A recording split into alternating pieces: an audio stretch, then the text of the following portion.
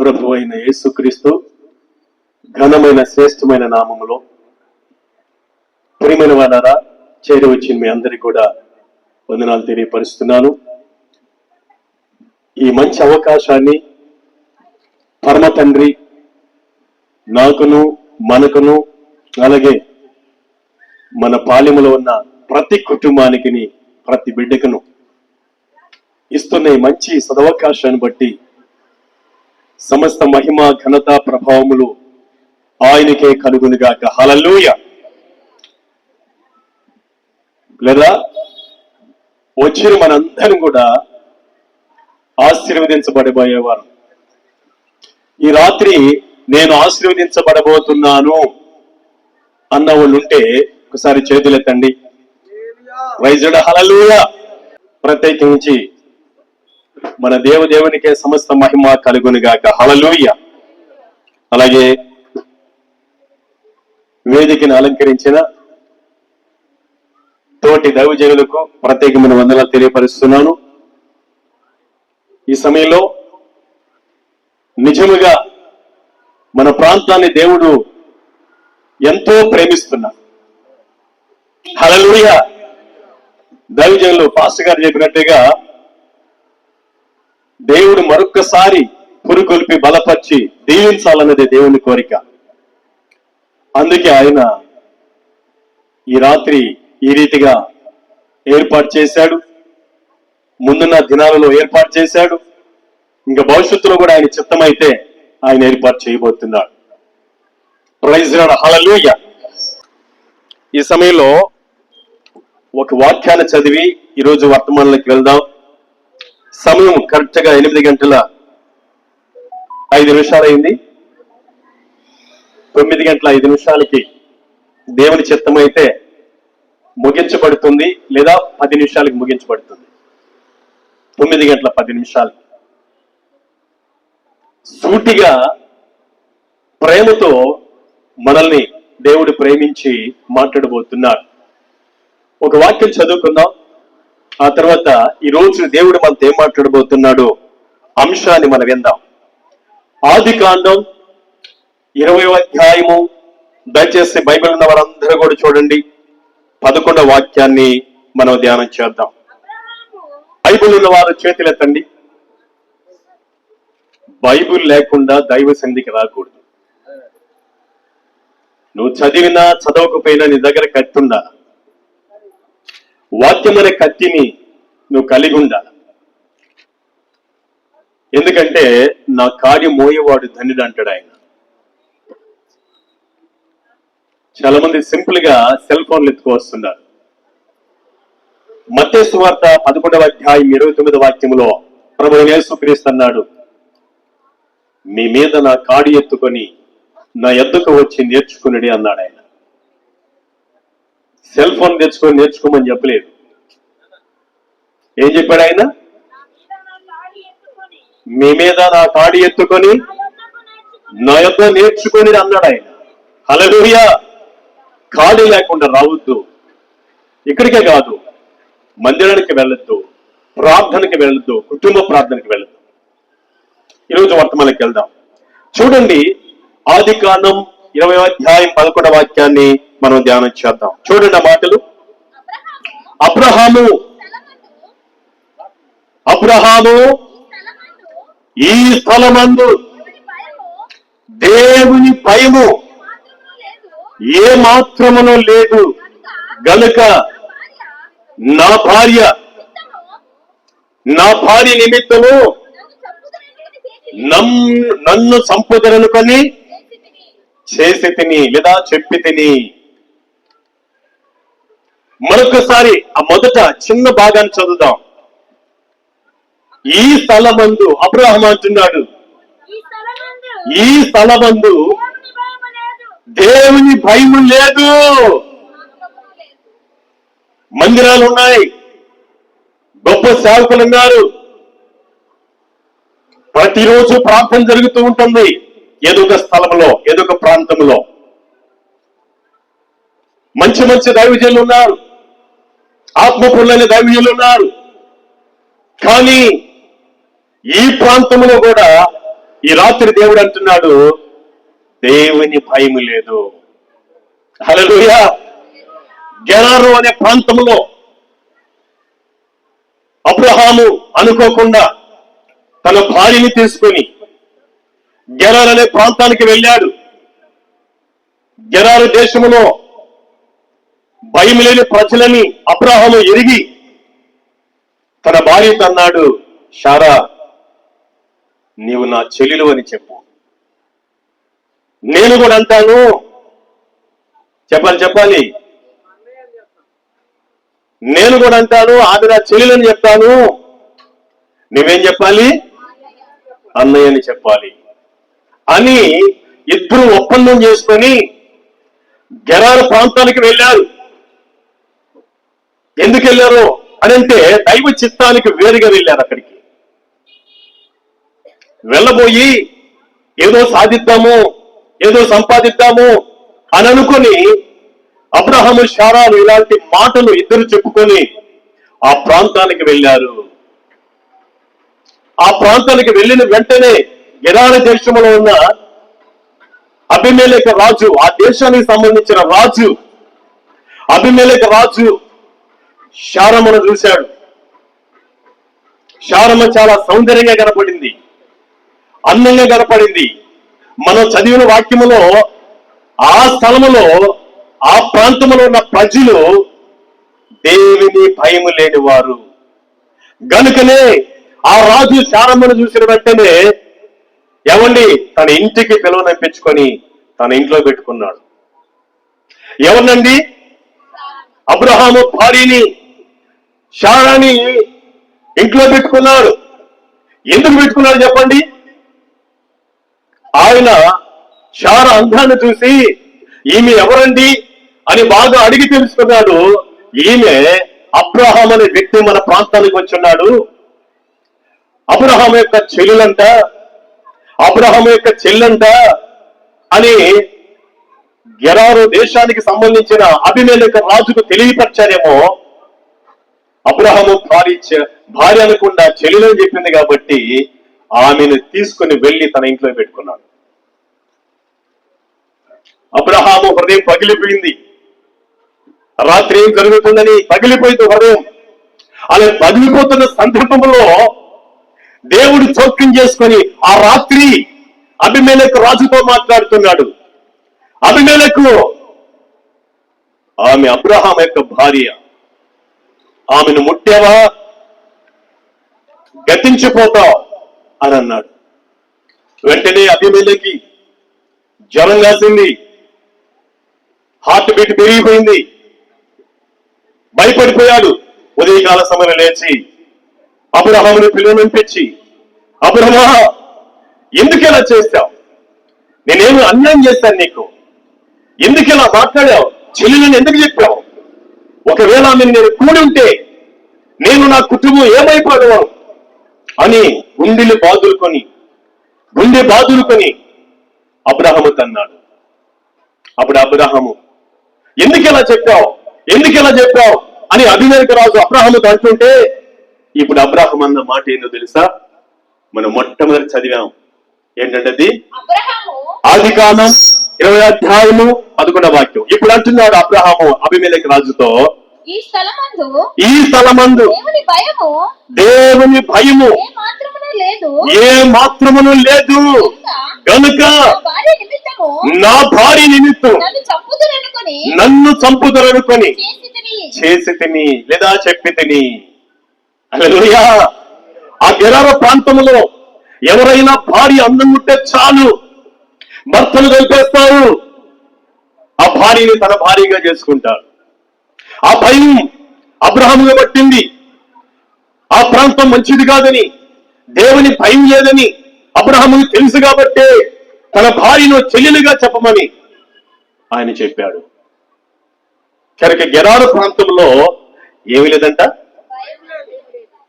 బాగా చెప్పాలి, దేవుని భయం లేదు. ఈరోజు కడవరి దినాలలో కూడా అనేక మంది జీవితాలలో దేవుని భయము కోల్పోతున్నారు. సంఘం కోల్పోతుంది, ప్రజలు కోల్పోతున్నారు, కుటుంబాలు దేవుని భయం కోల్పోతున్నారు. వ్యాధులకు భయపడుతున్నారు, సమస్యలకు భయపడుతున్నారు, అప్పులకు భయపడుతున్నారు, భవిష్యత్తు కోసం భయపడుతున్నారు, బిడ్డల భవిష్యత్తు ఏమవుతుందని భయపడుతున్నారు, మిగతా అన్ని విషయాల కోసం భయపడుతున్నారు, కానీ దేవునికి భయపడటం లేదు ఈ కాలంలో. హల్లెలూయా. ఇదిగో ఈ ప్రాంతంలో కూడా దేవుని భయం లేదు అని దేవుడు ఎరిగిన దేవుడు ఎరిగి ఏమంటున్నాడు తెలుసా? ఈ ప్రాంతంలో కూడా దేవుని భయము. ఒకవేళ నువ్వు మందిరానికి వెళ్ళొచ్చు, కానుకలు ఇవ్వచ్చు, మందిరాలు కట్టించొచ్చు, లేదా దైవజనుడి పట్ల ప్రేమ కలిగి ఉండొచ్చు, కానీ దేవుని భయం లేకుండా పోతుంది కడవరి దినాలలో. చూడండి, దేవుడు అంటాడు, నా మాట విని భూమి గతించిపోతుంది లేదా భయపడిపోతుంది అంటున్నాడు ఆయన. 76వ కీర్తన దయచేసి చూడండి, ఒకసారి చదవడానికి ప్రయత్నం చేద్దాం. 76వ కీర్తన 9వ వాక్యం చదువుకుందాం. దయచేసి బైబిల్ ఉన్న వారందరూ కూడా చదువుదాం. త్వరగా దేశంలో శ్రమనొందిన వారందరినీ ఉంచుటకై రక్షించుటకై న్యాయ తీర్పునకు దేవుడు లేచినప్పుడు భూమి భయపడి ఓరకుండెను. హల్లెలూయా. దేవుడు తీర్పు తీర్చే టయానికి భూమి ఏం చేస్తుందంట? భయపడి ఓరుకుంటుంది. భూమి భయపడిపోతుంది. మనుషుడు భయపడుతున్నాడా? దేవుని భయం కలిగి ఉన్నాడా? ఒక అబద్ధం ఆడుతున్నాను అన్న దేవుడి పట్ల భయం ఉందా? ఒక పాపం చేసేటప్పుడు అయ్యో దేవుడు చూస్తున్నాడు భయం ఉందా? ఒక లంచం తీసుకునేటప్పుడు దేవుడు చూస్తున్నాడన్న దేవుని భయం ఉందా? బూతులు మాట్లాడేటప్పుడు, అబద్ధ సాక్ష్యాలు చెప్పేటప్పుడు ఇదిగో దేవుడు చూస్తున్నాడనే దేవుని భయం ఉందా? ఈ కడవరి దినాలలో దేవుని భయం పూర్తిగా క్రైస్తవులనే కాదు, లోకమంతా దేవుని భయం పోయింది. భూమి అయితే చెప్పాలి, అందరూ చెప్పాలి, భూమి అయితే భయపడిపోతుంది. భూమి భయపడుతుంది. భూమి మీద తాత్కాలికంగా జీవించే మనిషి దేవునికి భయపడలేకపోతున్నాడు. ఈ రాత్రి నుంచి అయినా దేవునికి భయపడదాం. హల్లెలూయా, హల్లెలూయా. ఇదిగో సముద్రం భయపడుతుంది. చదవడానికి ప్రయత్నం చేద్దాం. సముద్రం భయపడుతుంది. దాటి రాకుండా దేవుడేసిన ఎల్లలు దాటి రాకుండా భయపడుతుంది. ఇర్మియా గ్రంథం 5వ అధ్యాయం 22వ వాక్యాన్ని మనం చదువుకుందాం. దయచేసి ఈ రోజు రాత్రి నుంచి దేవుని భయం నీకు వచ్చినప్పుడు ఆ దేవుని భయము ఎంత ఆశీర్వాదం తీసుకొస్తుందో ఆయన మనతో మాట్లాడబోతున్నాడు.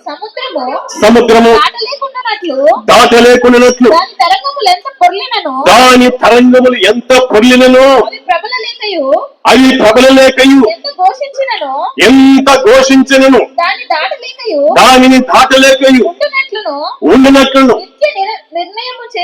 నిత్య నిర్ణయము చేత దానికి ఇసుకను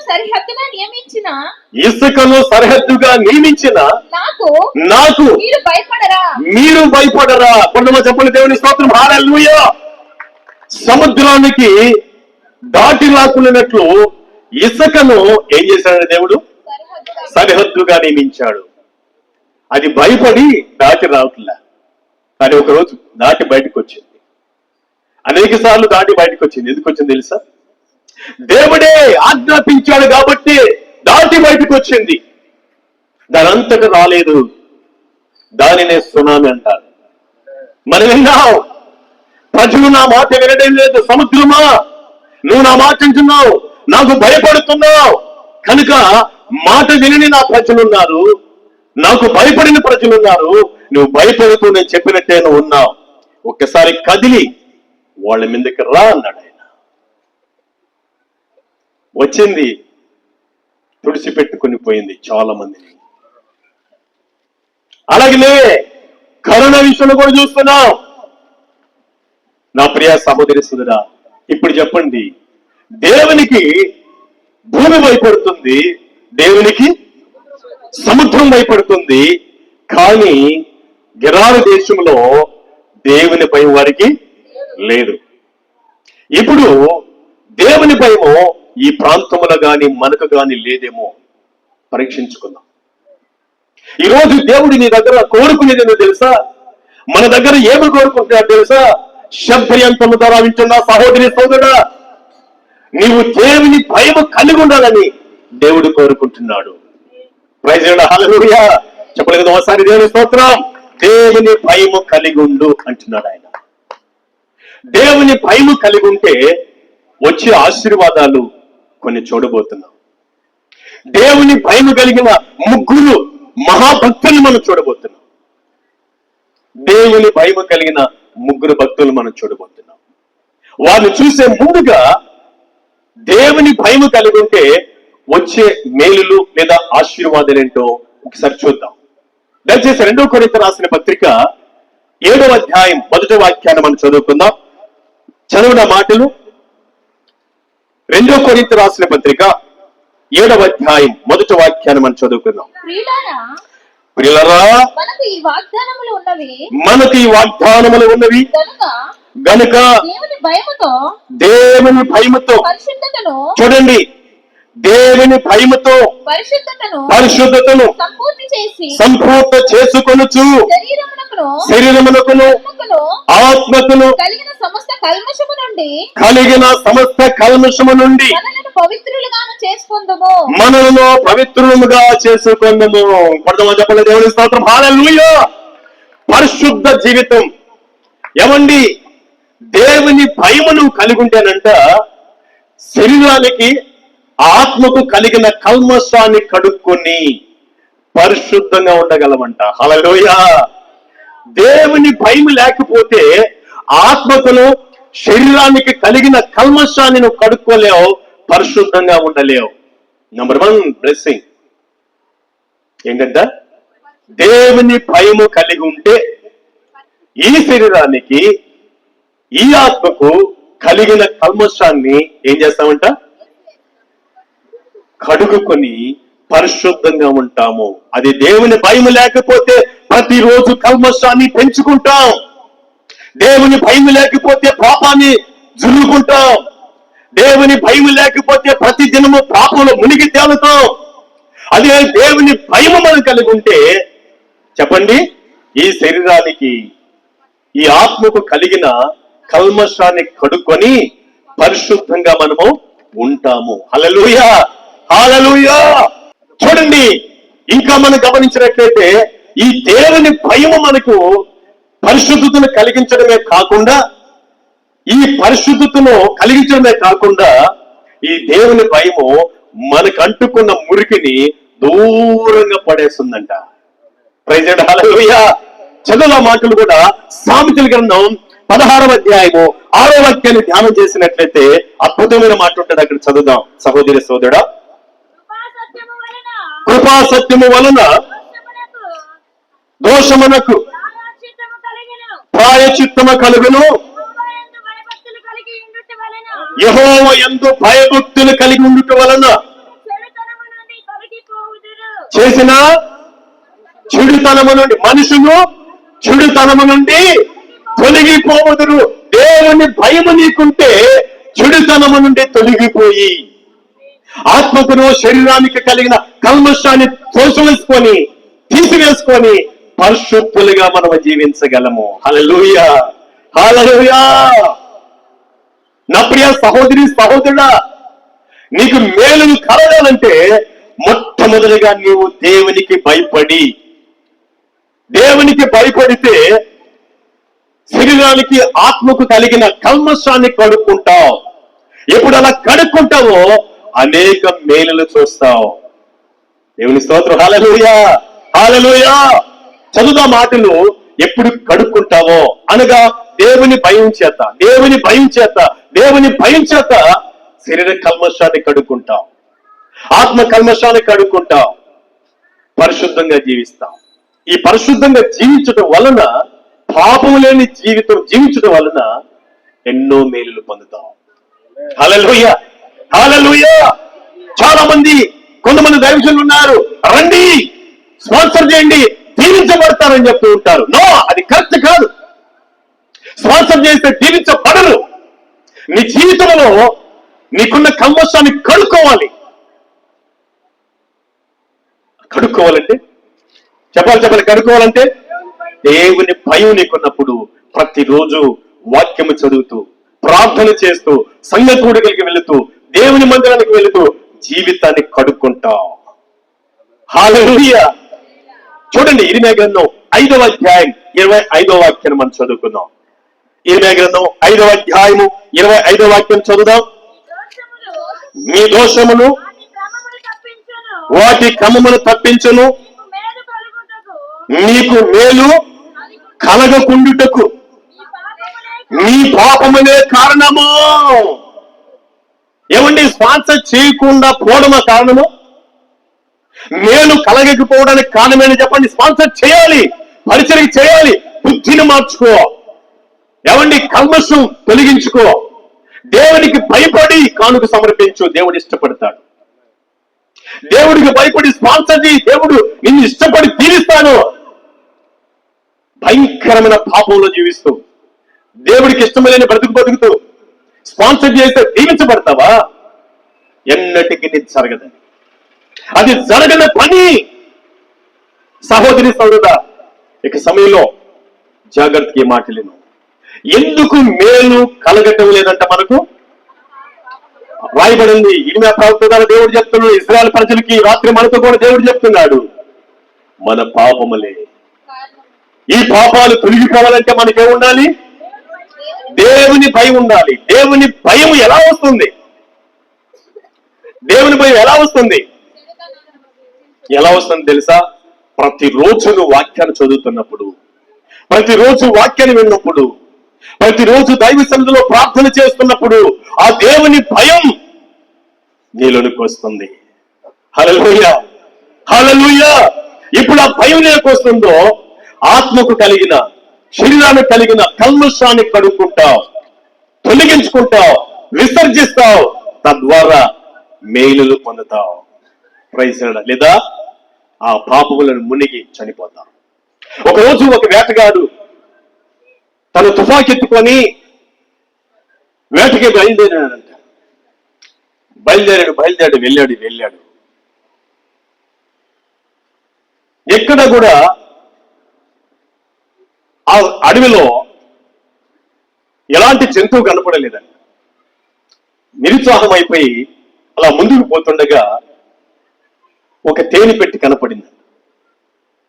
తేనె పెట్టి కనపడిన వెంటనే సరే ఇదన్నా తీసుకుందాం అని చెప్పి తన తుపాకీ ఆ చెట్టు కింద పెట్టి, చెట్టు మీద తేనె పెట్టి ఉండగా ఆ తేనె పెట్టి తీసుకోవడానికి తుపాకీ కింద పెట్టి చెట్టెక్కి, చెట్టు పైకి వెళ్ళి తేనె పెట్టి ఎక్కడుందో దాని దగ్గరికి వెళ్ళి ఆ ఈగలన్నిటినీ పారదోలి అక్కడ కూర్చొని తేనె కాస్త తీసుకొని నోట్లో పెట్టుకొని రుచి చూస్తూ దానికి బానిసైపోయాడంట. హల్లెలూయా, హల్లెలూయా.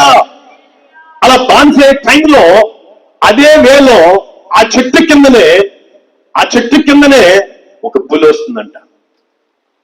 అలా వస్తూ ఆ చెట్టు కిందనే పులి చేరిపోయింది. చేరి నరవాసన ఎక్కడా అని అలా చూస్తూ ఒక్కసారి పైకెత్తి చూసిందంట. మనోడేం చేస్తున్నాడు?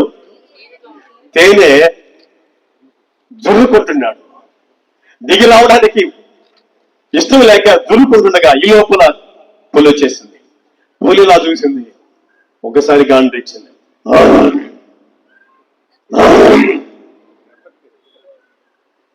గడగడ వణికిపోతున్నాడు. ఏం చేయాలి? పైకి వస్తుందేమో అని అనుకుని తను అనుకుంటున్నాడు. పక్కనే చెరువు ఉండగా చెరువులో దూకేద్దాం అని ఒక్కసారిగా ఊపు చేశాడు. అలా చూసే లోపల ముసలు ఉందంట, నోరు తెరుచుకొని. ఏముందండి? ముసలి రా, అలాగే నోరు తెరుచుందంట. అయ్యో, ఈ తేనెకి నేను బలవటం వల్ల కింద చూసేముంది? పులుంది. నీళ్ళలో దూకేద్దాం అనుకుంటే ఏముంది? ముసలుంది. ఎలా నా బ్రతుకు అని అనుకుని అయితే ముందులే దీన్ని తాగుతూ ఉన్నామలే అని అనుకొని తేనె తాగుతూనే ఉన్నాడంట. తేనె తాగుతున్నాడు. ఎప్పుడైతే ఆ ముసలి వైపు చూడకుండా, సింహం వైపు చూడకుండా ఇదే తాగుతున్నావులే అని అనుకుని తాగుతున్నాడంట. తాగుతున్నాడని. తీసుకోవడం తాగడం, తీసుకోవడం తాగడం. పులి చూసి వీడు దిగట్టట్లేడు, నేను ఎక్కలేనులే అనుకొని పులి అలా వెళ్ళిపోయింది. అలా వెళ్ళిపోయిన తర్వాత ఓ సూపర్, టైగర్ వెళ్ళిపోయింది, పులి వెళ్ళిపోయింది అనుకొని ఇంకా తీసుకొని తాగుతున్నాడు. తాగుతుండగానే ఒక్కసారిగా చెట్టు కొమ్మ ఇరిగి అలా చెరువులో పడిపోయింది. చెరువులు ఎవరున్నారు? ముసలి మింగేశానండి. సోదరుడా, నీ పాపం తీయంగా ఉండొచ్చు, నీకు అది నీకు మేలు చేయదు. దేవుని భయం నీకున్నప్పుడు నీవు దానికి దూరంగా పారిపోతావు, దానిని విసర్జిస్తావు. ఆ దేవుని భయం మనం చదివాం సామెతల గ్రంథం 16వ అధ్యాయం 6వ వాక్యంలో. ఆ దేవుని భయము ఆ పాపానికి లేదా ఆ చెడుకు దూరం చేస్తుంది. ఆ దేవుని భయం 2 కొరింథీయులకు రాసిన పత్రిక 7వ అధ్యాయం 1వ వాక్యం ప్రకారం ఆ దేవుని భయం మన శరీరానికి, మన ఆత్మకు కలిగిన కల్మషాన్ని దూరం చేసి మనల్ని పవిత్రులుగా చేస్తుంది. దేవుడి స్తోత్రం, హల్లెలూయా. అప్పుడు బ్రతుకుతాం. ఇర్మీయా గ్రంథం 5:25 ప్రకారం మన మేలులు చూస్తాం. ఏం చూస్తామండి? మేలులు చూస్తాం. ఎందుకు మేలును పొందలేకపోయామంట? చెప్పండి. మన పాపమనే కారణం. ఎందుకు అతను మేలు చూడలేక చనిపోయాడు చెప్పండి? ఆ దేనేదో టచ్ చేశాడు, కింద పొలిచింది, పక్కన ముసలుంది, ఏదో ఒక రూపాన తప్పించుకొని వెళ్ళిపోవాలి. దానినే చురుకుంటూ ఆ పాపాన్ని చురుకుంటున్నాడు కాబట్టి కొమ్మ ఇరిగింది, నీ పాపం పట్టబడుతుంది. ఒకరోజు ముసలు మింగినట్లుగా నీ పాపం నిన్ను మింగివేస్తుంది. నమ్మిన వాళ్ళు చప్పలు కొట్టిన సారి దేవుని స్తోత్రం, హల్లెలూయా, హల్లెలూయా. అదే పాపాన్ని విసర్జిస్తే, దేవుని భయం కలుగుంటే ఆ పాపాన్ని విడిచిపెట్టావు. నీ శరీరానికి, నీ ఆత్మకు కలిగిన కల్మషాన్ని విడిచిపెట్టావు. పరిశుద్ధతను కోరుకుంటావు. ఆ పరిశుద్ధతను బట్టి దేవుడు మహాదీవులు నీకు ఇస్తాడు. అట్టి కృప దేవుడు దయచేయను గాక, హల్లెలూయా. ఈ సమయంలో దేవుని భయం కలిగిన 3 మహాభక్తులు మనం చూడబోతున్నాం. చాలా జాగ్రత్తగా మనం వెళ్తాం. చాలా దినాల నుంచి మోకరెళ్ళి కన్నీరు కార్చి, ప్రభువా నువ్వేం మాట్లాడుతావు నీ బిడ్డలతో అని అంగలార్చగా దేవుడు బయలుపరిచిన విషయాలు ఇవి. ఏది చెప్పాలో దేవుడికి తెలుసు కాబట్టి ఆ విషయాలను ఆయన బయలుపరిచిన విషయాలు చూద్దాం. ఒకసారి మహాభక్తుడు అబ్రహాముని గురించి మనం చూడబోతున్నాం. ఆదికాండం 22వ అధ్యాయం 12వ వాక్యాన్ని చదివితే దేవుని భయం కలిగి ఉన్నాడు ఆయన. చదువుకుని అప్పుడు ఆయన ఆ చిన్నవాని మీద చెయ్యి వేయకము, అతను ఏమీ చేయకము, నీకు ఒక్కడై ఉన్న నీ కుమారుణ్ణి నాకియ్య వెనుదీయలేదు కనుక నీవు దేవునికి భయపడేవాడవని ఇందువలన నాకు కనపడుచున్నదని. హల్లెలూయా. దేవుడే చూసి అబ్రహాముతో అంటున్నాడు, అబ్రహామా ఆ చిన్నవాని మీద చెయ్యి వేయకము, అతను ఏమీ చేయకము, నీకు ఒక్కడే ఉన్న నీ కుమారుణ్ణి నాకిచ్చే విషయంలో ఎనిదీయలేదు కనుక ఇందువలన నీవు నాకు భయపడుచున్నావు. హల్లెలూయా, హల్లెలూయా. అంటే ఏందో తెలుసా? దేవుని భయం కలిగి ఉన్నాడు కాబట్టి దేవుని మాటకు లోబడ్డాడు. హల్లెలూయా. ఎవరైతే దేవుని భయం కలిగి ఉంటారో వారు దేవుని మాటకు లోబడతారు. ఏంటి ఆ లోబడింది అబ్రహాం అంటే 22వ అధ్యాయం ఆదికాండం 1వ వాక్యాన్ని మనం చదివితే, నేనే చెప్తానేనండి. అబ్రహామా నీకు ఒక్కడే ఉన్న నీ కుమారుణ్ణి, నువ్వు ప్రేమించుతున్న నీ కుమారుణ్ణి ఇదిగో నేను చూపించబోయే ఆ పర్వతము దగ్గరికి తీసుకొచ్చి నాకు బలిగా ఇమ్మన్నాడు. నాకు బలి నీ కుమారుణ్ణి. అబ్రహాముకి 100 సంవత్సరాల వరకు సంతానం లేదు. అబ్రహాముకి 100 సంవత్సరం ఫైనల్లో దేవుడిచ్చాడు. ఇంచుమించు ఇస్సాకి 15 సంవత్సరాలు. ఏమండి ఆ ఇస్సాకును చాలా ప్రేమతో పెంచుకుంటున్నాడు. ఏమండి అబ్రహాము ఏకైక కుమారుడు 100 సంవత్సరాలప్పుడు పొందుకున్నాడు. రాత్రి వేళ తన చేయి మీద పండేసుకొని ముద్దులాడుతూ, కుమారుడా నీవు లేక లేక పుట్టావురా అంటూ అభిమానముతో, ప్రేమతో, ఆప్యాయతతో, కనికరమతో దినదినము చూసుకుంటూ ఎదుగుతున్న దాన్ని బట్టి, ఏమండి శరీరం ఎదుగుతున్న దాన్ని బట్టి, ఎత్తులు ఎదుగుతున్న దాన్ని బట్టి అన్ని విధాలుగా చాలా ప్రేమతో చూసుకుంటున్నాడు అబ్రహాము. తన కౌగిట్లో పండేసుకుంటున్నాడు, తన పక్కన నడిపించుకుంటున్నాడు, అల్లారు మధ్యగా చూసుకుంటూ ఉన్నాడు. ఇలాంటి టైంలో దేవుడు అన్నాడు, అబ్రహమా నీవు ప్రేమించుచున్న నీకు ఒక్కడైన నీ కుమారుని నేను చూపించబోయే మోరియా పర్వతం మీద నాకు బలిగా సమర్పించన్నాడు. ఏం చేశాడండి ఆయన? మనకి తెలుసు, చాలాసార్లు విని ఉంటాం. ఏం చేశాడు ఆయన? దేవుని భయం ఉంది కాబట్టి దేవుడు చెప్పింది ఉదయకాల సమయం లేచి కట్టెలు చీల్చుకొని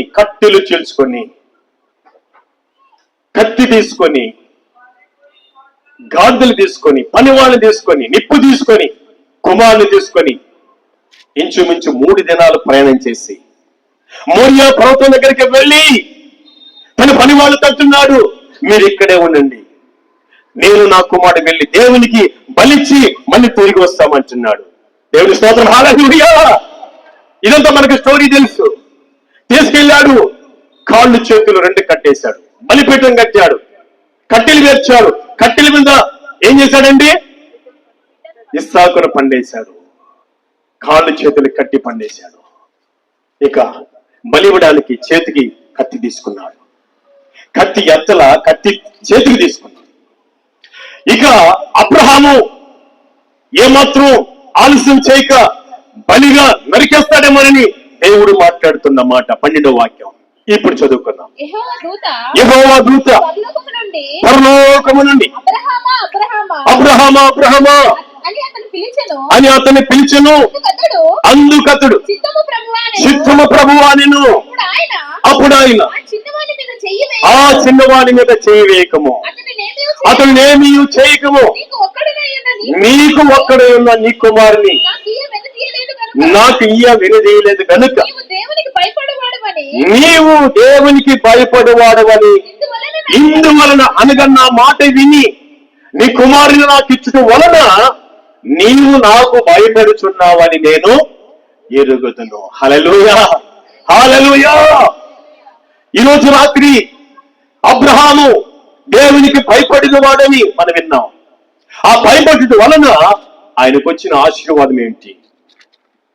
ఒక మనిషి లేదా ఒక దేవుని కుమారుడు, దేవుని కుమార్తె దేవునికి భయపడే వ్యక్తి అయితే దేవుడిని నేను అడిగితే ఆ మాటకు నువ్వు లోబడతావు. నీ హృదయాన్ని అడిగాడా? లోబడు. దేవుని భయం నీలో ఉన్నట్టు. నీ జీవితాన్ని సేవకు అడిగాడా? లోబడు. నీవు దేవునికి భయపడినట్లే. లేదా నీకు కలిగింది ఏదైనా దేవుడు అడిగాడా? నువ్వు దేవునికి ఇస్తున్నావంటే నువ్వు దేవుడికి భయపడినట్టే. నీ కుమారుని సేవకు అడిగాడా? కుమార్తెని అడిగాడా? ఆ మాటకు లోబడి ఆ కుమారుని సేవకు ఇస్తున్నావంటే నీవు దేవునికి లోబడినట్టే, భయపడినట్టే. హల్లెలూయా. ఎప్పుడు దేవునికి భయపడ్డాడో, తన కుమారుని ఇచ్చే విషయంలో మాటకు లోబడి భయపడ్డాడో, అవండి దేవుడు ఏం చేశాడు తెలుసా? 17వ వాక్యం చదవండి ఇప్పుడు. ఆదికాండం 22వ అధ్యాయం 17వ వాక్యం.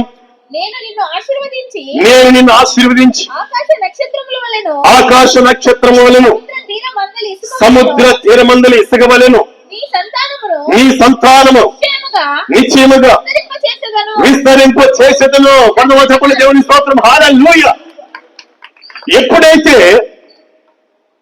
దేవునికి భయపడి దేవుడి మాట విన్నాడో, దేవుడు ఏం చేశాడండి? ఇక్కడ ఏమంటున్నాడండి? నేను నిన్ను ఆశీర్వదించి ఆకాశ నక్షత్రము వలె సముద్ర తీరమందలి ఇసుక వలె నీ సంతానమును నిశ్చయముగా విస్తరింప చేసేదను. హల్లెలూయా. ఎప్పుడండి దేవుడు ఆ రీతిగా అబ్రహామును ఆశీర్వదించింది? ఎప్పుడు ఆశీర్వదించాడు చెప్పండి? దేవునికి భయపడ్డాడు. ఏ విషయంలో? దేవుడు ఏది అడిగాడో అది ఇచ్చేవాడు దేవునికి భయపడేవాళ్ళు. యవ్వన వాళ్ళు దేవునికి భయపడిన వాళ్ళు. దేవునికి భయపడే వాళ్ళు దేవుని మాట వింటారు. తద్వారా దేవుడు అబ్రహాముని దీవించినట్లుగా మనల్ని ఆశీర్వదిస్తాడు. హల్లెలూయా, హల్లెలూయా. నా ప్రియ సహోదరి సోదరా, మొట్టమొదటి భక్తుడిని మనం చూసాం. దేవునికి భయపడిన వ్యక్తి ఎవరండి? అబ్రహాము.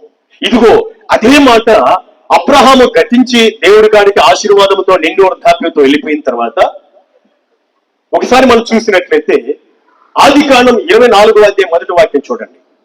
ఆదికాండం 24వ అధ్యాయం మొదటి వాక్యం. అబ్రహాము బహుకాలము గడిచిన వృద్ధుడై ఉండెను, అన్ని విషయములలో యెహోవా అబ్రహామును ఏం చేశాడు? ఆశీర్వదించాడు. హల్లెలూయా. ఎక్కడ కొదువ చేయాల, దేవునికి భయపడి అనగా దేవుని మాట వినేవాళ్ళు, దేవునికి భయపడేవాళ్ళు. అందుకే దేవుడు అన్ని విషయాల్లో అబ్రహామును ఏం చేశాడు? ఆశీర్వదించాడు. హల్లెలూయా, హల్లెలూయా. అన్ని విషయాల్లో దేవుడు అబ్రహామును ఆశీర్వదించినట్లుగా చూస్తున్నాం. ఇప్పుడు ఇదే మాట దేవుడు ఇస్సాకుతో మాట్లాడుతున్నాడు. మీ తండ్రి నాకు భయపడేవాడు. హల్లెలూయా, హల్లెలూయా.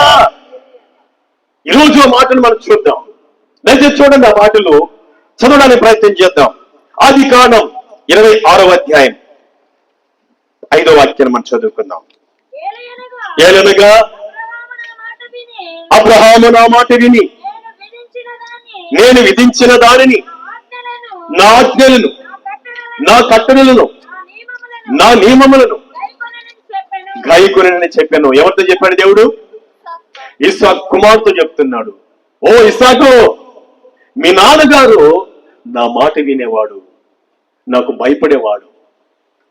నీవు కూడా అలాగే నాకు భయపడినట్లయితే నేను నిన్ను కూడా ఆశీర్వదిస్తానంటూ అక్కడ మాట్లాడాడు. ప్రైజ్ ది లార్డ్, హల్లెలూయా. దేవుని భయం నీకుంటే అబ్రహాము లాంటి ఆశీర్వాదం, అన్ని విషయాల్లో ఆశీర్వాదం చూస్తాం. మొదటి భక్తుని మనం చూసాం. దేవునికి భయపడేవాడు. ఏ విషయంలో? దేవుడు అడిగింది చేసే విషయంలో దేవునికి భయపడేవాడు, అందువల్ల దీవించబడ్డాడు. ఇక రెండో వ్యక్తిని మనం చూద్దాం. రెండో వ్యక్తిని మనం చూసినట్లయితే ఒకసారి చదవడానికి మనం ప్రయత్నం చేద్దాం. నెహెమ్యా గ్రంథం. నెహెమ్యా గ్రంథం దయచేసి బైబిల్లో అందరూ చూడండి. 5వ అధ్యాయం 15వ వాక్యాన్ని మనం చదువుకుందాం. నెహెమ్యా గ్రంథం. అయితే నాకు ముందుగా ఉండిన అధికారులు జనుల యొద్ద నుండి ఆహారమును, ద్రాక్షారసమును, 40 తులముల ఎండిని తీసుకుంటూ వచ్చిరి. వారి పనివారు సహా జనుల మీద భారము మోపుచూ వచ్చిరి. అయితే నెహెమ్యా అంటున్నాడు, నెహెమ్యా చెప్తున్న మాట, అయితే నేను దేవుని భయము చేత నేను అలాగున చేయలేదు. దేవుని భయము చేత నేను అలాగున చేయలేదు. నెహెమ్యా సహోదరి సహోదరుడా, నెహెమ్యా యూదా జనాంగం మీద గొప్ప అధికారిగా ఉన్నాడు. యూదా ప్రజల మీద గొప్ప అధికారిగా ఉన్నాడు. ఎవరండి? నెహెమ్యా. నెహెమ్యా యెరూషలేము గోడలు కట్టడానికి చాలా ప్రయాసపడ్డాడు. ఓ చేతిలో కత్తి, ఓ చేతిలో ఇటుక, ఓ ప్రార్థనా జీవితం, రాత్రింబగళ్ళు అనేకులు ప్రోత్సాహపరిచి యెరూషలేము గోడలు కాల్చివేయబడగా నెహెమ్యా ముందుకొచ్చి అనేక మంది సహోదరులు మోటివేషన్ చేసి యెరూషలేము గోడలు కట్టడానికి రాత్రింబగళ్ళు కష్టపడ్డాడు. సామాన్యమైన విషయం కాదది. దేవుని కృప చేత, ప్రార్థన శక్తి చేత ఆయన నిలబడి కడుతున్న సందర్భంలో ఈయన కంటే ముందుగా యూదా ప్రజల మీద అధికారులు ఉన్న వాళ్ళు ఏమండి లంచాలు తీసుకుంటున్నారు. అది మొదలే కాదు, అధికారుల కింద ఉన్న వాళ్ళు కూడా ప్రజలు కూడా సొమ్ము తీసుకుంటున్నారు.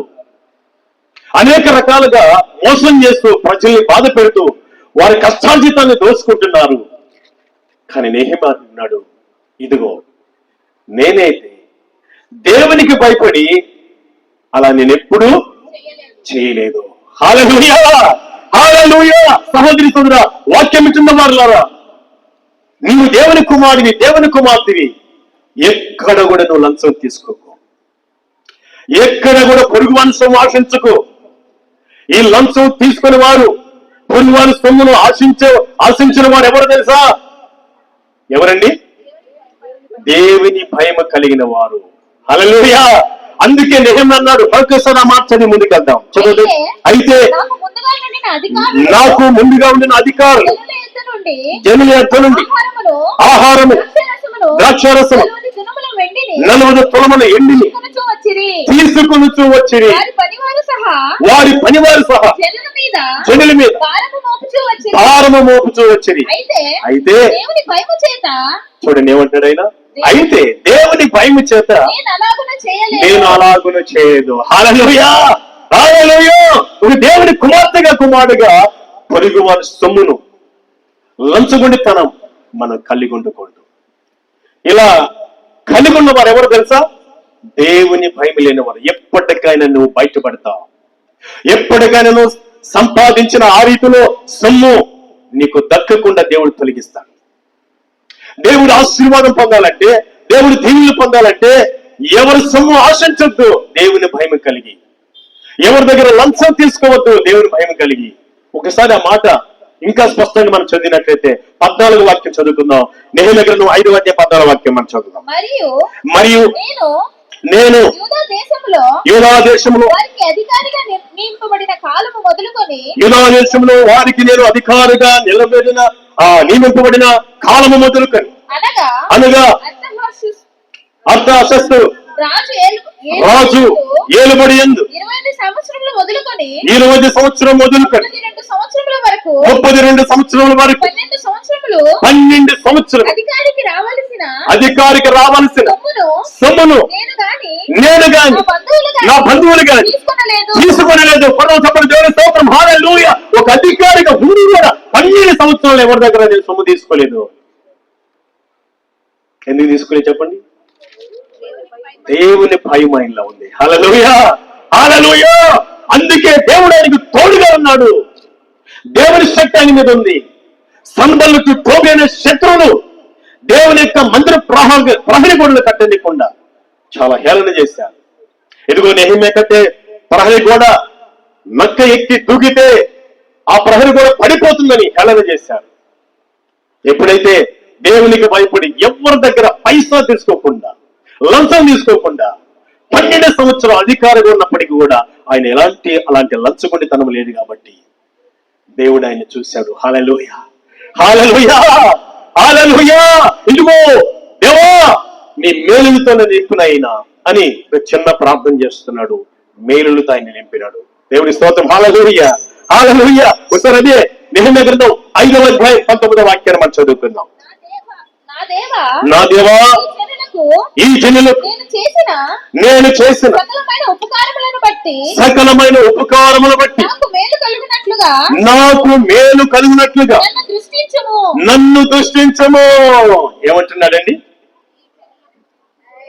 నాకు మేలు కలిగినట్లుగా ఈ జనులకు చేసిన మేలుని బట్టి, మంచితనాన్ని బట్టి, లంచగొండితనం లేని దాన్ని బట్టి నన్ను దృష్టించము, నాకు మేలు చేయడానికి. హల్లెలూయా, హల్లెలూయా. దేవుడు ఆయనకు తోడే ఉండి అనేక మేలులు చేయగా శత్రువుని సంబలటు తోబియా ఎవరు ఏమి చేయలేకపోయారు. అనుకున్నది దేవుని మందిర ప్రహరీ గోడలు కట్టడానికి దేవుడు మేలు చేస్తూ వచ్చాడు.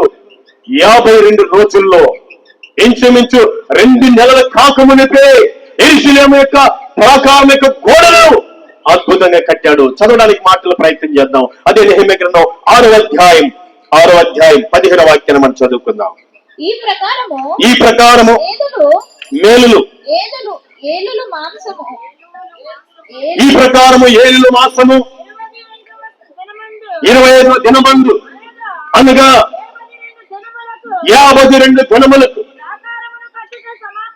ప్రాకారము కట్టుట సమాప్తమాయను. దేవుడు మేలు చేశారని జీవితంలో. నీ మందిరం కట్టాలా, నీ కుటుంబం కట్టాలా, నీ జీవితాన్ని కట్టుకోవాలా, నీ బిడ్డల జీవితాన్ని కట్టాలా, నువ్వు దేవునికి భయపడి నెహెమ్యా లాంటి మంచి గుణగణాలు కలిగి ఉంటే నీ చేతనే దేవుడు తన యొక్క ఆలయాన్ని కట్టించుకుంటాడు, గృహాన్ని కట్టించుకుంటాడు. లేదా నీ జీవితాన్ని ఇతరులకి విలువగా మారి వారి జీవితాలు నీ ద్వారా కట్టబడతాయి. ఈరోజు ఇలాంటి వాళ్ళు ఉన్నారా?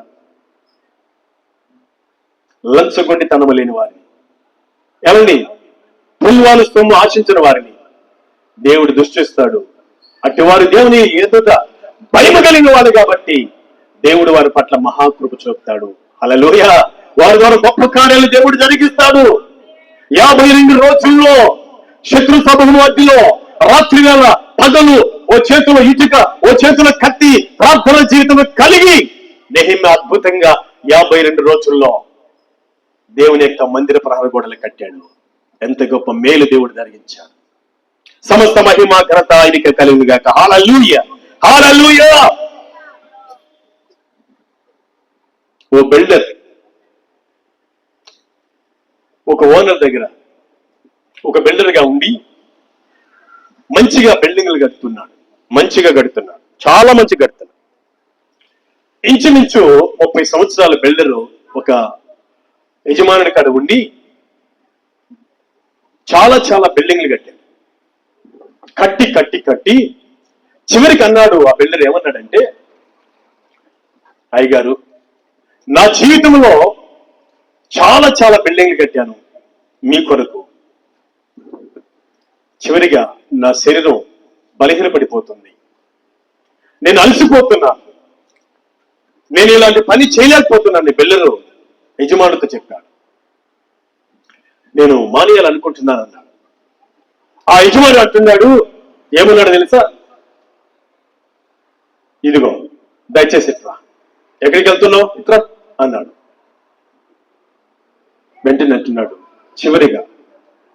చివరిగా ఒక ఇల్లు కట్టన్నాడు. ఎంత మెటీరియల్ కావాలో తీసుకో, చివరిగా ఈ బిల్డింగ్ కట్టన్నాడు.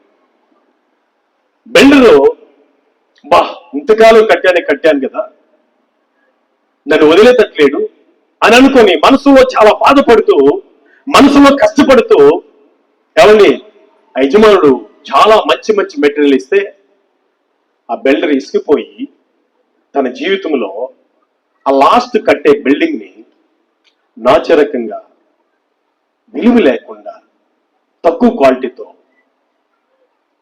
త్వరగా కట్టేసి మిగతా మెటీరియల్ తన సొంతం చేసుకొని యజమానుడి దగ్గరికి వచ్చి అంటున్నాడు, అయ్యగారు, మీరు చెప్పిన టయానికి ముందే ఈ బిల్డింగ్ కట్టేశాను అని లాక్స్ తీసుకొచ్చి యజమానికి ఇచ్చాడు. ఇచ్చేసి నేను బయలుదేరుతున్నాను అన్నాడు. ఆయనకి ఇవ్వాల్సింది ఇచ్చేశాడు. వెంటనే అంటున్నాడు, యజమాని అంటున్నాడు, బిల్డర్ పోవద్దు, రా, దయచేసి రా అన్నాడు. బిల్డర్ దగ్గరికి వెళ్ళాడు. యజమాని అంటున్నాడు, ఇదిగో ఈ లాక్స్ నీకే, ఈ బిల్డింగ్ కూడా నీకే. హల్లెలూయా. ఈ లాక్స్ నీకే, ఈ బిల్డింగ్ నీకే అని చెప్పాడు. వింటున్నావా? ఎక్కడ లంచగొండితనం లేకుండా, మోసం లేకుండా, పురుగువారు సొమ్ము ఆశించకుండా నీ ఆత్మీయ జీవితం అనే బిల్డింగ్ దేవుని ఎదుట భయం కలిగి నువ్వు కట్టుకున్నట్లయితే ఆశీర్వాదం అనే పరలోక రాజ్యాన్ని పొందుతావు. ఆశీర్వాదమైన మేలును ఈ లోకంలో చూస్తావు. అట్టి కృప చేరవచ్చిన మనందరికీ నెహెమ్యా పొందుకున్న ఆ గొప్ప కృప, మేలు పరిశుద్ధాత్మ దేవుడు ఈ రాత్రి మనకు దయచేయను గాక. హల్లెలూయా, హల్లెలూయా. ప్రభు త్వరగా రాబోతున్నాడు. దేవుని భయం పూర్తిగా తగ్గిపోతుంది లోకంలో, సంఘాల్లో తగ్గిపోతుంది, కానీ అబ్రహాములో తగ్గిపోలా, అలాగే నెహెమ్యాలో తగ్గిపోలా. దేవుని మేలును చూసిన వారు దినదినము భయముతో, భయభక్తులతో మన జీవితాన్ని దేవుని మాటకు లోబడుతూ, లంచగొండితనము లేకుండా, ఎవరు సొమ్ము ఆశించకుండా మన జీవితాలు ముందు కొనసాగితే దేవుని ఆశీర్వాదాలు మనం చూస్తాం. దేవుని స్తోత్రం. హల్లెలూయా, హల్లెలూయా. ప్రభు రానై ఉన్నాడు, త్వరగా రాబోతున్నాడు. ఆయన త్వరగా రాబోతున్నాడు. మనం లంచగొండితనం లేని వారంగా దేవుని భయం కలిగి జీవిద్దాం. దేవుడి కృప మన మీద ఉండను గాక. హల్లెలూయా, హల్లెలూయా. దేవుడు మనల్ని ఏర్పాటు చేసుకున్నాడు. ఆయన ప్రేమ ఎంత గొప్పది. నీ ప్రేమ మాకు చాలయ్యా ఓ యేసయ్యా, నీ కృపయే తోడు మాకయ్యా ఓ మేసయ్యా, నీ దీవెన మాకు చాలయ్యా, నీ దీవెన మాకు చాలయ్యా ఓ కరుణామయ్యా, ఓ కరుణామయ్యా, ఓ కరుణామయ్యా, ఓ కరుణామయ్యా. హల్లెలూయా. పాత మన సహోదరిని వాక్యం వినడానికి దగ్గరికి పిలిచింది. స్తోత్రం. హల్లెలూయా. చాలు. ఇక మూడో వ్యక్తిని చూద్దాం, దేవునికి భయపడే వ్యక్తిని. సమయం కూడా దగ్గర పడింది. దేవుని స్తోత్రం. హల్లెలూయా. చదువుకుందాం. ఆదికాండం 42వ అధ్యాయం 18వ వాక్యం చదువుకుందాం. 42వ అధ్యాయం 18వ వాక్యం. మూడవ దినమున యోసేపు అనగా అన్నదమ్ములు చూచి, నేను దేవునికి భయపడేవాడును. హల్లెలూయా, హల్లెలూయా. చాలా మంది చెప్తుంటారు నేను దేవునికి భయపడతానంటారు. కానీ వాళ్ళ క్రియల్లో చూస్తే, వాళ్ళ మాటల్లో చూస్తే, వాళ్ళ ప్రవర్తనలో చూస్తే, వాళ్ళ ఆలోచనలు చూస్తే వాళ్ళకి దేవుని భయము అస్సలు ఉండదు. సరైన రీతిలో మందిరానికి రారు, సరైన రీతిలో వాళ్ళ సాక్ష్యం సరిగా ఉండదు, సరైన రీతిలో వాళ్ళ యొక్క నడవడి బాగుండదు, సరైన రీతిలో వాళ్ళకి సరిగా మాట్లాడడం కానీ చూడడం కానీ ఉండదు. అయినా దేవుని భయం కలిగి ఉన్నామని అంటారు క్రియలు లేకుండా. కానీ జోసెఫ్, యోసేపు అలా చెప్పలేదు. తన అన్నదమ్ములతో ఏం చెప్తున్నాడు తెలుసా? మరొకసారి మాట చదువుకుందాం. దేవునికి నేను దేవునికి భయపడవాడను. ఎవరికి చెప్తున్నాడు తెలుసా? తన సొంత అన్నదమ్ములకు చెప్తున్నాడు. అయ్యా, రూబెన్ అన్నయ్య, ఇస్సాకర్ అన్నయ్య, దాన్ అన్నయ్య, నేను దేవునికి భయపడేవాడిని. హల్లెలూయా. నువ్వు భయపడుతున్నావు దేవునికి? భూమి భయపడుతుంది, సముద్రం భయపడుతుంది, గిరారు దేశంలో భయలేని వాళ్ళు ఉన్నారు. అలా నువ్వు ఉన్నావా? జోసెఫ్ దేవునికి భయపడేవాడని తన నోటితో చెప్తున్నాడు. దేవునికి భయపడితే వచ్చే ఆశీర్వాదాలు మనం చూస్తూ వచ్చాం. ఇదిగో ఆయన దేవునికి భయపడేవాడు కాబట్టి సైన్యాధిపతి భార్య, ఏమండి పోతుకోరు భార్య, ప్రతిరోజు ఆయన దగ్గరికి వచ్చి ఏం చేస్తుంది? పాపాన్ని ప్రేరేపిస్తుంది, ప్రేరేపిస్తుంది, ప్రేరేపిస్తుంది. ప్రతిరోజు మోడల్ డ్రెస్, ప్రతిరోజు ముస్తాబై వస్తుంది. బైబిల్లో ఉందన్నమాట. ప్రతిరోజు. ఆదికాండం 39వ అధ్యాయం 9వ వాక్యం ఒకసారి చదువుకుందాం. చూడండి ఆ మాటలు. లేదా 10వ వచనం చదవండి. దినదినమున ఆమె యోసేపుతో మాట్లాడుచుండెను. అతడు ఆమెతో శయనించుటకైనను, ఆమెతో ఉండుటకైనను ఆమె మాట విన్నవాడు కాడు. హల్లెలూయా. అంతకు మడుపు 9వ వచనంలో చెప్పాడు. ఏమని చెప్పాడు తెలుసా? అమ్మా, ఇంటిలో అంత అధికారం నాకు ఇచ్చాడు, సమస్తం నా వశం చేశాడు యజమానుడు. నీవు అతని భార్య అయినందున ఆయన భార్య కాబట్టి ఆయన అప్పచెప్పలేదు గనుక ఇంత ఘోర పాపము చేసి దేవుని ఎదుట పాపము కట్టుకోలేరన్నాడు. అయినప్పటికీ, అలా చెప్పినప్పటికీ కూడా 10వ వచనంలోకి వచ్చే లోపల ఏం చేస్తుంది ఆవిడ? దినదినము ఆమె యోసేపుతో మాట్లాడుచుండెను. దినము మాట్లాడుతుంది. దినం అంటే రోజుకో డ్రెస్ వేసుకొస్తుంది, రోజుకో స్టైల్లో మాట్లాడుతుంది, రోజుకొక రూపంలో స్మూత్ గా ఏమండి పెదాల మీద తేనె పూసుకొని చాలా చక్కగా స్మూత్ గా మాట్లాడుతున్నప్పటికీ కూడా దేవునికి భయపడేవాడే కాబట్టి ఆయన పాపం నుండి ఏం చేశాడు?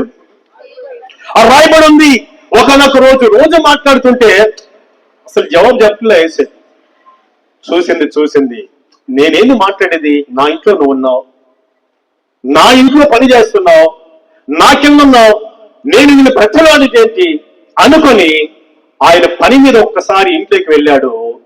ఆవిడ ఏం చేసిందండి? అప్పుడు ఆమె అతను వస్త్రములు పట్టుకొని తనతో చేయించమని చెప్పగా అతడు తన వస్త్రమును ఆమె చేతిలో విడిచిపెట్టి తప్పించుకొని బయటికి పారిపోయాను. హల్లెలూయా! ఎందుకు పారిపోయాడు? దేవుని భయం. ఆమెతో షేక్ హ్యాండ్ ఇస్తే లేదా ఆమెతో కలుసుకుంటే ఏసీ కారులో చెప్తుంది, బెంజి కారులో చెప్తుంది, ఏసేపు డ్రెస్ మారిపోద్ది, సమృద్ధి అయినటువంటి మెడకి కావలసిన బంగారం వేస్తుంది, చేతులకి ఏమన్నా స్టైల్లో మారిపోద్ది. కానీ ఎవరికి భయపడుతున్నాడు? ఒకవేళ అలాంటి అవకాశం మనకు వస్తే, ఒక అధికారి భార్య, ఒక అధికారి మనతో ఇలాంటి సహకరించడానికి ముందుకొస్తే, ఓ నా జీవితం బాగుపడిపోద్ది, నేను ధన్యులవుతాను, నా కుటుంబమే టోటల్ గా ఒక ఉన్నతమైన స్థాయికి వస్తుందని అట్టి వారితో భయం లేకుండా కలిసిపోతాం. కానీ జోసెఫ్ దేవునికి భయపడేవాడు అంటున్నాడు, నేను దేవునికి భయపడేవాడును. హల్లెలూయా! హల్లెలూయా! అందుకే దేవుడు చూశాడు, ఒక రోజు నాకు భయపడేవాడు జోసెఫ్ చూశాడు దేవుడు. ఫరో రాజు అంటాడు, ఫరో రాజు రైట్, ఇదిగో నువ్వు ఎక్కే రెండవ రథం ఎక్కించు, నువ్వు వేసుకునే బంగారు గొలుసు వేయి, నువ్వు వేసుకునే సన్నపు నార వస్త్రాలు పొడిగించు, నీకంటే ఐగుప్తు దేశంలో నీ ప్రజల చేత గణపరచు అంటున్నాడు. హల్లెలూయా! చదువు మాటలు ఆదికాండం 41వ అధ్యాయం 41వ వాక్యాన్ని చదువుతున్నాం. మరియు ఫరో చూడము ఐగుప్తు దేశం అంతటి మీద నిన్ను నియమించి ఉన్నానని యోసేపుతో చెప్పాను. హల్లెలూయా! చూడండి సహోదరి సోదరుడా, ఫరో రాజు అంటున్నాడు, జోసెఫ్ చూడు, నా చూడు, నువ్వు దేవునికి భయపడేవాడు అయ్యా, అందుకే ఆశీర్వాదం నీ దగ్గరకు వస్తుంది, మేలు నీ దగ్గరకు వస్తున్నాయి. సహోదరి సోదరు గుర్తుపెట్టుకోండి, నువ్వు దేవునికి భయపడే వ్యక్తి అయితే నువ్వు ఎత్తుకుంటే మేలు కోసం పోబడలే, అధికారం కోసం నువ్వు వెళ్ళబడలే, బంగారు కోసం నువ్వు వెళ్ళబడలే, సింహాసనం కోసం నువ్వు వెళ్ళబడలే, అవే నీ దగ్గరకు వస్తాయి. హల్లెలూయా! అవే ఎత్తుకుంటూ వస్తాయి. జోసెఫ్ ఐగుప్తు దేశం మీద అధికారిగా ఉండడానికి పరిగెత్తాడు. అక్కడికి చెప్పాలి, దేవునికి భయపడుతున్నాడంతే. హల్లెలూయా! ఆమేన్. ఇప్పుడు చదివి ముగియడానికి ప్రయత్నించాం. మరియు ఫరో చేతినున్న తన ఉంగరమును తీసి కంటిన్యూ చేయండి, మొదటి నుంచి. మరియు ఫరో చూడుము ఐగుప్తు దేశం అంతటి మీద జోసెఫ్ యోసేపు చూడు, నా చూడు, ఈ ఐగుప్తు దేశం అంతటి మీద నిన్ను నియమించి ఉన్నాను యోసేపుతో చెప్పాను. మరియు ఫరో అంటున్నాడు, ఆయన చేతిలో ఉన్న ఉంగరం ఏమవుతుంది? ఇప్పుడు ఎక్కడికి వస్తుంది? ఏమండి, లంచగొండితనంగా వేరే వారి చేతిలో నుంచి మన చేతికి సొమ్ము రావడానికి కోరుకోవద్దు. లంచగొండితనంగా మోసపు మాటలు చెప్పి వారి చేతిలో ఉంగరం మనం చేసుకోవద్దు, వారి మెడలో ఉన్న గొలుసు వేసుకోవద్దు. అలా ఏమైనా చేసుకున్నారా జోసెఫ్? దేవునికి భయపడేవాడు కాబట్టి ఫరో చేతిలో ఉన్న ఉంగరం మామూలుగా. ఐగుప్తు దేశం ఈనాడు అమెరికా దేశం ఎలాంటిదో అంత పేరుగాంచిన దేశానికి అధిపతి ఆ రాజు చేతి ఉంగరం ఎంత ఘనమైన ఉంగరం అయి ఉంటది. ఆయన చేతి ఉంగరం ఎవరికి వస్తుంది? యేసేపుకి పెడుతున్నాడు. హల్లెలూయా, హల్లెలూయా. మేలులో దేవుడికి భయపడితే మేలులో. పాపము చేయకుండా జీవిస్తున్నావా? దేవునికి భయపడుతున్నావు. ఇదిగో తెలుసా, పాపము చేయకుండా దేవునికి భయపడుతున్నాడు కాబట్టి ఐగుప్తు దేశం మీద అధికారి అయ్యాడు. ఫరో చేతిలో ఉన్న, రాజు చేతిలో ఉన్న ఉంగరం ఆయన చేతికి వచ్చింది. కంటిన్యూ చేద్దామా? తన చేతిలో ఉన్న ఉంగరమును తీసి యేసేపు చేతిన పెట్టి సన్నపు నార బట్టలు అతనికి తొడిగి, సన్నపు నార వస్త్రములు అతనికి తొడిగించి ఎప్పుడైనా వేసుకున్నాడా? ఎప్పుడైనా వాళ్ళ నాన్న కొట్టించాడు యాకోబు గారు. విచిత్రమైన అంగి ఒకటి కట్టించాడు. ఆ తర్వాత బట్టలు సరిగా లేవు. బానిసగా బ్రతికాడు, పనివాడిగా బ్రతికాడు, చెరసాల్లో ఒక ఖైదీగా బ్రతికాడు. ఏమండి, ఇప్పుడు సన్నటి వస్త్రాలు వస్తున్నాయి. సన్నటి నార వస్త్రాలను ధరింపచేసి అతని మెడకు బంగారు గొలుసు వేసి, అతని మెడకు బంగారు గొలుసు వేసి, రథము మీద, ఏమండి ఎప్పుడైనా గొలుసు వేసుకున్నాడా? గోల్డ్ చైన్ ఎందుకు వచ్చింది? గాడ్ ఫియర్ ఆయనలో ఉంది. నీలో ఉందా? నీలో ఉందా? దేవుని భయం నీలో ఉందా? సహోదరి సోదరా, ఉంగరం, సన్నపనార వస్త్రాలు, మెడకి బంగారు గొలుసు. ఎవరిదా గొలుసు? ఫరోది అయి ఉండొద్ది, అయి ఉంటుంది. కంటిన్యూ చేయాలి. తన రెండవ రథము మీద అతన్ని ఎక్కించును. ఎప్పుడైనా నాన్నగారి ఇంట్లో ఉన్నప్పుడు రథం ఎక్కాడా? నాన్నగారి ఇంట్లో ఉన్నప్పుడు ఉంగరం పెట్టుకున్నాడా? నాన్నగారి ఇంట్లో ఉన్నప్పుడు చైన్ ఏమైనా వేసుకున్నాడా? ఎప్పుడు దేవునికి భయపడ్డాడో రెండవ రథం మీద ఎక్కాడు. కంటిన్యూ. అప్పుడు రాజు చెప్తున్నాడు ఐగుప్తు దేశ ప్రజలకు వందనము చేయడని. అతని ముందర జనులు కేకలు వేసిరి. అట్లు ఐగుప్తు దేశం అంతటి మీద అతను నియమించను. కొడదామా చెప్పండి దేవుని స్తోత్రం. హల్లెలూయా, హల్లెలూయా. దేవుని భయము నీకుంటే నెంబర్ 1 దేవుని మాటకు లోబడతావు, అబ్రహాములకు భయపడతావు, అబ్రహాములకు దీవించబడతావు. దేవుని భయం నీకుంటే నెహెమ్యాలాగా లంచగొండితనం కలిగి ఉండవు, పొరుగు వాళ్ళ సొమ్ము ఆశించు. దేవుడే మేలులతో నింపేస్తాడు. నీ ద్వారా గొప్ప కార్యాలను, అద్భుత కార్యాలను జరిగిస్తాడు.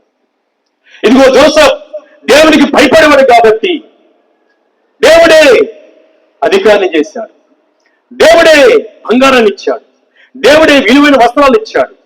దేవుడే 2 రథాలను ఎక్కించాడు. అంత మాత్రం కాదు, ఐగుప్తు దేశంలో ఫరో రాజు ద్వారా ఒక శ్రేష్టమైన అమ్మాయిని మాట్లాడేది దేవుడు.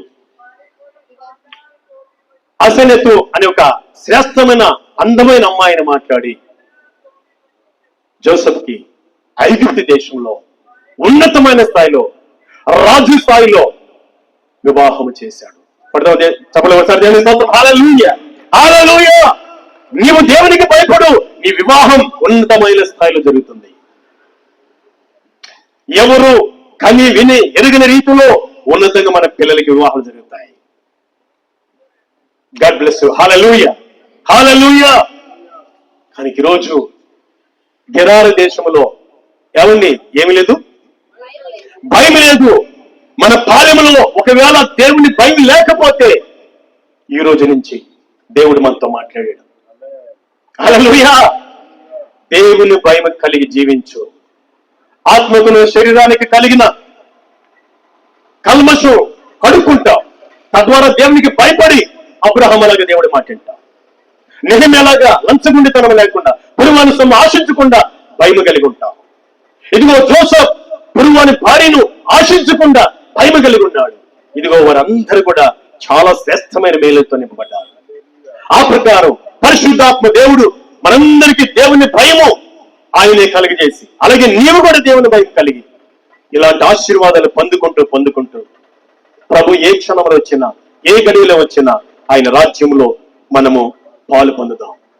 అట్టి కృప పరిశుద్ధాత్మ దేవుడు మనకి సహాయము చేయనుగాక. God bless you. హల్లెలూయా, హల్లెలూయా. తీర్మానం చేసుకుందాం. ప్రభువా, అందరూ కళ్ళు మూద్దాం, ఏకీభవిద్దాం, ముగిద్దాం. ప్రభువా, నీకు స్తోత్రాలు నాయనా. గెరార దేశంలో దేవుని భయం లేదని అబ్రహాము చూసి, ప్రభువా, తన జీవితంలో ప్రాణ భయం చేత తన భార్యను చెల్లెలను చెప్పాడు నాయన. ఆ భయం లేని ఆ ప్రాంతం ఆశీర్వాదం లేకుండానే పోయినట్లుగా మేము చూస్తున్నాం. ఇదిగో ఎన్నో చర్చిలు, ఎంతో మంది దైవజనులు ఉన్నప్పటికీ ఒకవేళ ఈ ప్రాంతంలో నీ భయం లేదేమో ప్రభువా, నీ భయం కలిగి అబ్రహాములాగా, నెహెమ్యాలాగా, జోసెఫ్ లాగా వారు పొందుకున్న దీవెనలు ఇక్కడున్న ప్రతి ఒక్కరూ పొందుకోవాలని, ఈ ప్రాంతంలో ఉన్న బిడ్డలు పొందుకోవాలని, దేవుని భయం కలిగి ఉండాలని ఇక్కడున్న బిడ్డలందరితోనూ మాట్లాడే అవునయ్యా. ఈ కడవరి దినాలలో పూర్తిగా నీ భయం లేకుండా లోకంలో ఉన్న వాటన్నిటి భయపడుతున్నారు, కానీ నీ భయము లేకుండా బ్రతుకుతున్నారయ్యా. అయ్యా, అలాంటి భయము ప్రభువాని నీకు భయపడే భయము మా జీవితానికి ఎంత ఆశీర్వాదం, ఎంత మేలు ప్రభువా, నీకు స్తోత్రాలు. ఈ లోక సంబంధం వ్యాధులకు భయపడుతున్నారు, అధికారులకు భయపడుతున్నారు, ఈ లోకములో అనేక విషయాలకు భయపడుతున్నారు. భూమి నీకు భయపడుతుంది, సముద్రుడికి భయపడుతుంది. కానీ నీ స్వరూపములో నీ రక్తమిచ్చి కొనుక్కున్న నీ బిడ్డలుగా, నీ సొత్తుగా మేము భయపడలేకపోతున్నాం. ఈ రోజు నుంచినైనా దేవుని భయమని నీ భయమే కలిగి అబ్రహాము, నెహెమ్యా, యేసేపును పొందుకున్న ఆశీర్వాదాలు పొందుకుంటూ అదే భయం కలిగి నీ రాజ్యము వస్తుండగా నీ రాజ్యములే మేము ఉండాలని మమ్మల్ని ప్రేమించి మాతో మాట్లాడిన ప్రేమ స్వరూపుడా, నీకు స్తోత్రములు స్తోత్రములు స్తోత్రములు నాయన.